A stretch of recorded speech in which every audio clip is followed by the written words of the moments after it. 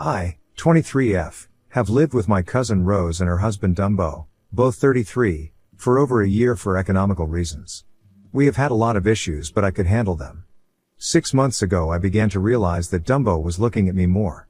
I've always been sure to wear appropriate clothing in front of him, and I've never even been without a bra outside of my room.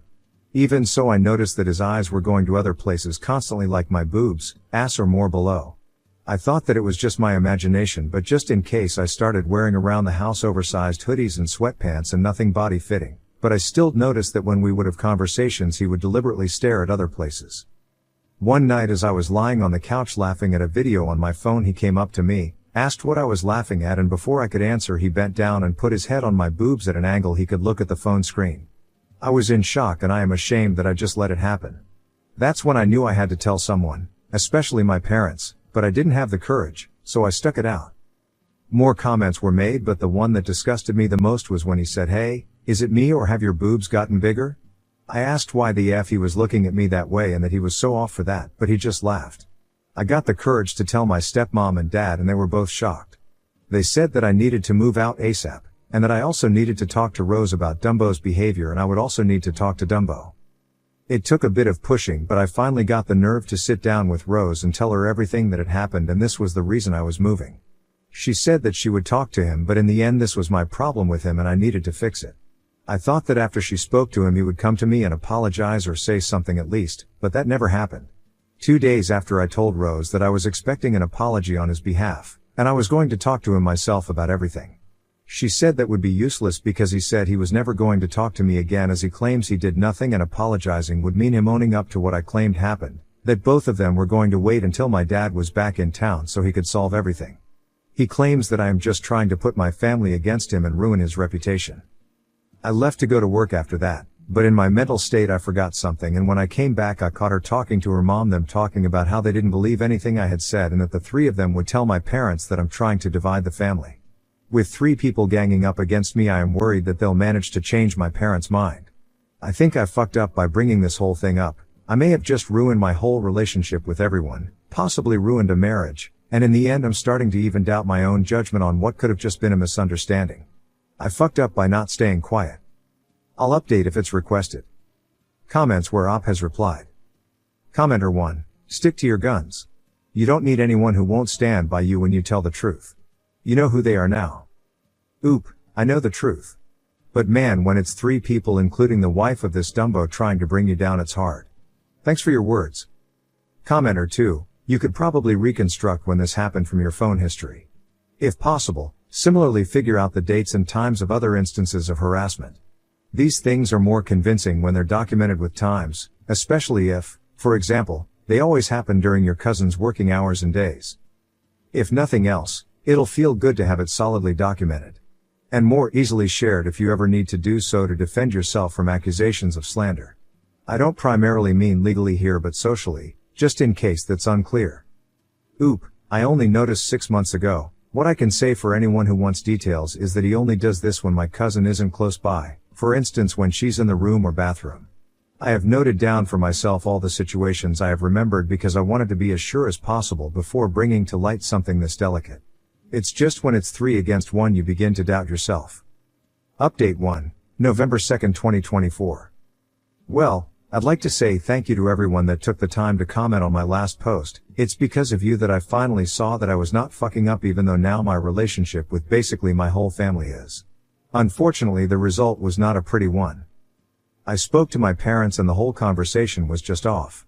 To begin with, they don't understand why it took me so long to speak up. I tried explaining that for me this is a very sensitive topic, and on top of that I was scared of how everyone would react.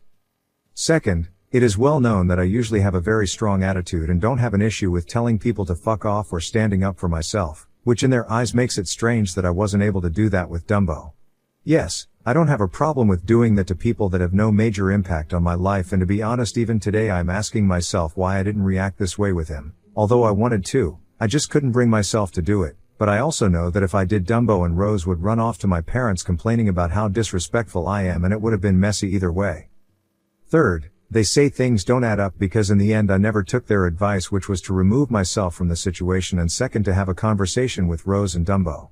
I have found a nice place to live as of December 1st, and I spoke to Rose as I honestly didn't want, nor did I feel comfortable speaking to her husband in the beginning.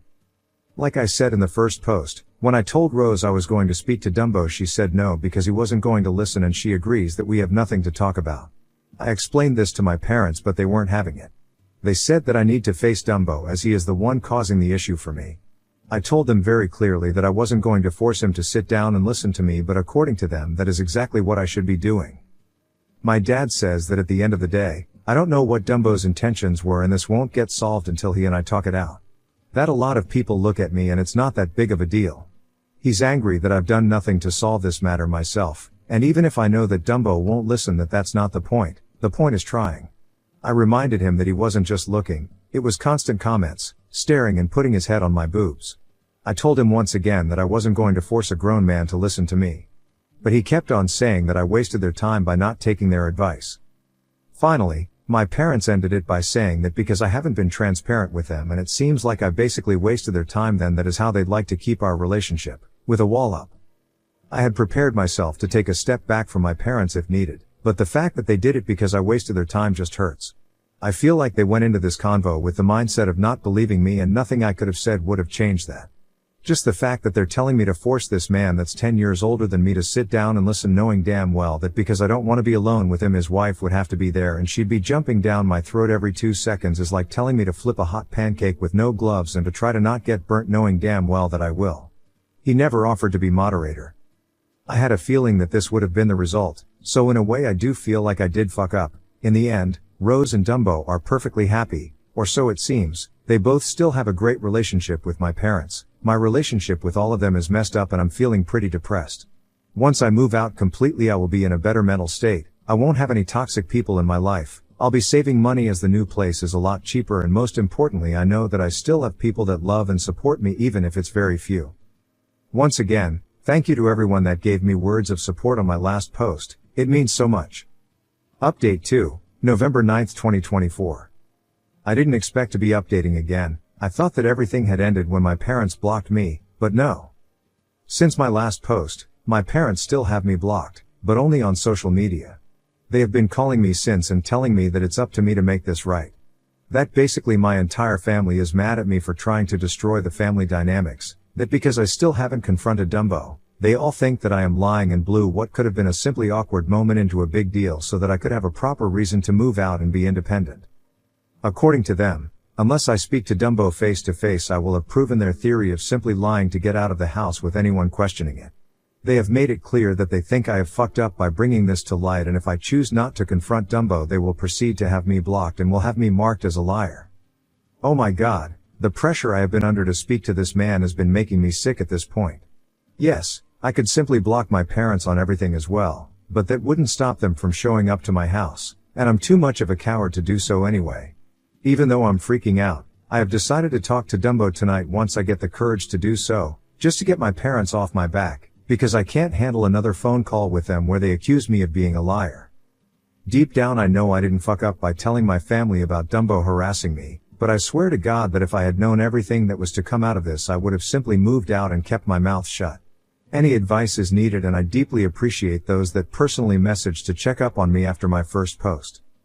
Comments where Op has replied. Commenter 1, I am genuinely so fucking sorry this is happening to you. I don't have much in the way of advice, but I hope you know that you're not in the wrong and you're not a bad person for speaking up. Don't let them tell you otherwise. Oop, I'm freaking the fuck out. I really don't feel comfortable talking to this guy, but on the other hand, if I don't, the only family I have here will basically turn on me. I'm locked in my room till I get the courage to talk to him. Commenter 2, do not talk to this person alone. But also not with your family, they are shit and will gang up on you. Please bring an outside friend and record it if you can. You really shouldn't even talk to this person and be moved on to your own place and have everyone blocked. They are not looking out for you. Stay safe and good luck. Oop, I'll be recording everything. Update 3, November 10th, 2024. To begin, I'd like to thank all of those that have given me advice and shown support during this hard time. It's given me more strength than you know. I've been asked some questions, so I'll answer a few. 1. Why did I wait 6 months to bring this up? This is a very serious accusation to bring up, I wanted to be absolutely sure that I wasn't imagining anything and that I was sure of this. I was also terrified of how my family would react. 2. Why didn't I speak to Dumbo from the very beginning? I didn't have the courage and didn't know how he'd react, so I went to my parents for guidance. 3. Why didn't I bring this up until after I moved out?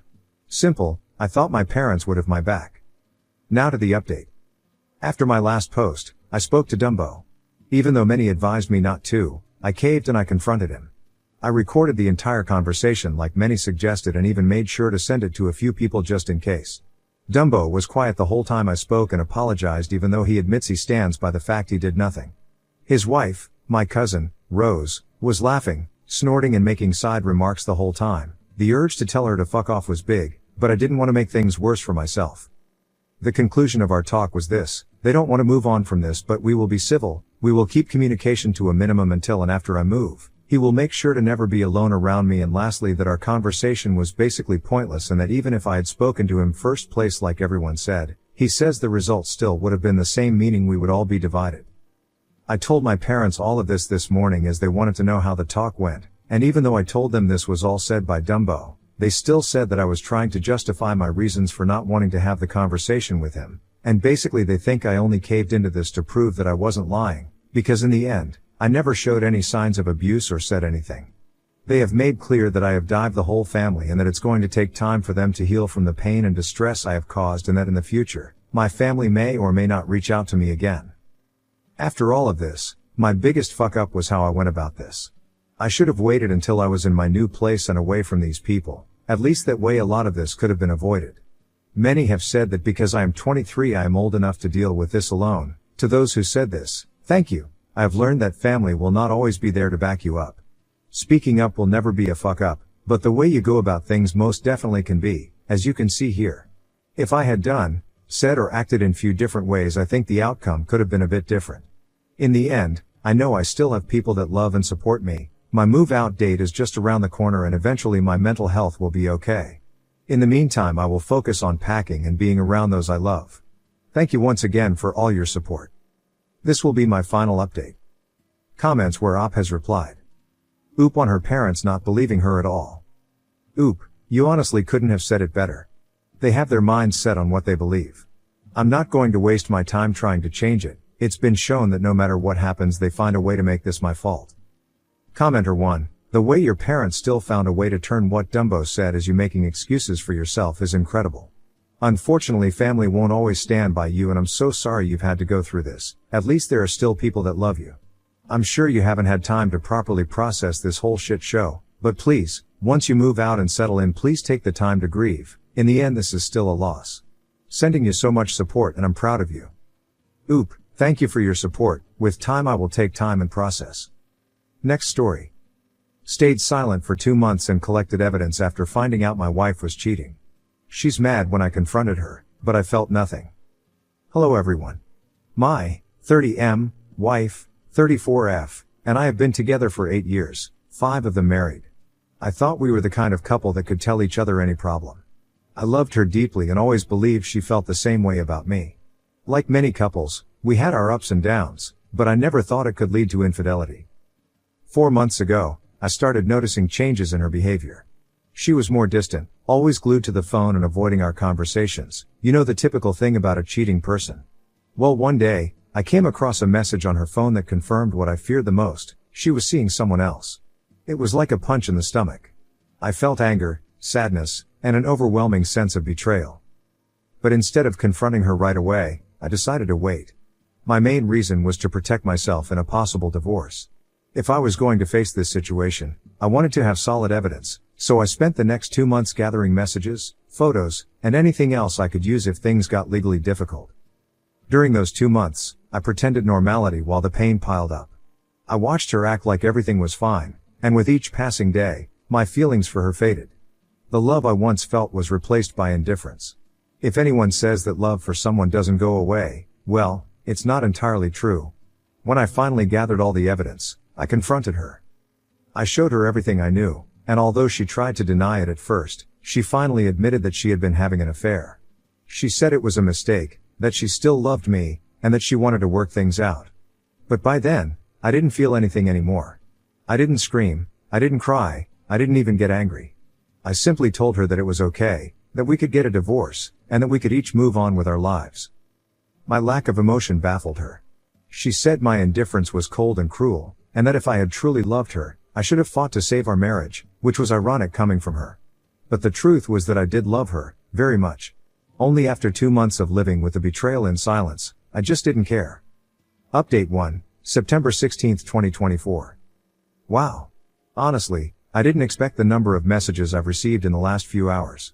I apologize for not responding to the comments, but rest assured, I am reading them. My inbox is filled with hundreds of replies, and I'm truly surprised by the support and the number of people who took the time to share their experiences and opinions. At first, I felt overwhelmed reading so many stories from people who have gone through similar situations, some even worse. I never imagined that so many people could relate to what I'm going through. I guess it's eye-opening to see that infidelity is more common than I thought. And yes, there were also comments that made me question if I disconnected emotionally too quickly, but after reflecting, I believe I did what I needed to do to protect myself. Some people told me I should have tried to save the marriage, but the truth is, I don't think I could have. The betrayal felt like a wall that went up between us, and once I saw everything clearly, there was no way to go back to what we had. It's not that I don't want to love or be loved, it's just that the chapter with her is over for me. Does that make me cruel? I don't know, but it's my truth. One of the most impactful things was seeing how many people are stuck in relationships where trust has been broken and they don't know how to move forward. To everyone who asked how I'm doing it, I don't have a definitive answer. For me, it was a slow process, day by day, watching the love fade until it was just gone. There were also some messages from people in my wife's position, those who had made mistakes but genuinely wanted to make things right. It made me think. What would have happened if I had confronted her before my feelings faded? Maybe things would have turned out differently, but honestly, I don't think so. Once trust is broken like that, it's nearly impossible to go back to what it was. Anyway, I want to thank everyone who shared their words, whether they were supportive or critical. You've given me a lot to think about, and I'm grateful for that. I'm processing all of this little by little, but if there's one thing I'm sure of, it's that, for the first time in months, I feel like I can breathe and look forward without the weight of what happened. Thanks again. Update 2, October 29, 2024. Hi everyone, for those of you who don't know, I'm the guy whose wife cheated on him with someone else and he became indifferent. I'm doing this mini update because many of you asked me to give one, but I'm lazy today, so don't expect a long one. Well, for starters, the divorce is in progress. The notice was delivered to her at one of her friend's houses, since the house we live in is mine, from my mother's side. Moving on to the divorce, she didn't take it well and called me to tell me that she would contest it, that we weren't getting a divorce. I didn't say anything, I just hung up because it bothered me to hear her voice at that moment. I read comments that say indifference is a way to protect yourself from strong emotions, and they were right. After a couple of days, I started thinking about the time invested in my marriage and I really got angry. For her, 8 years of relationship was nothing to open her legs to another jerk. For those curious, her lover is someone older, maybe 40 or 47, and he has a wife and kid. I don't care if the idiot has a heart attack or something, my soon-to-be ex and that guy are just trash that came out of the same landfill. Sorry, I was getting angry as I was writing, so I took some time to calm down. Back to my soon-to-be ex, I really don't care if she decides to contest the divorce, she's just making things harder for herself, since all of our assets are separate, including the house where I live. For the moment, that's all I can share with you. Thanks for your advice, and to all of you who commented that I should work things out with her, screw you. You don't decide for others, you just show that you have problems. I'd rather divorce 1,000 times than stay with a traitor with no morals.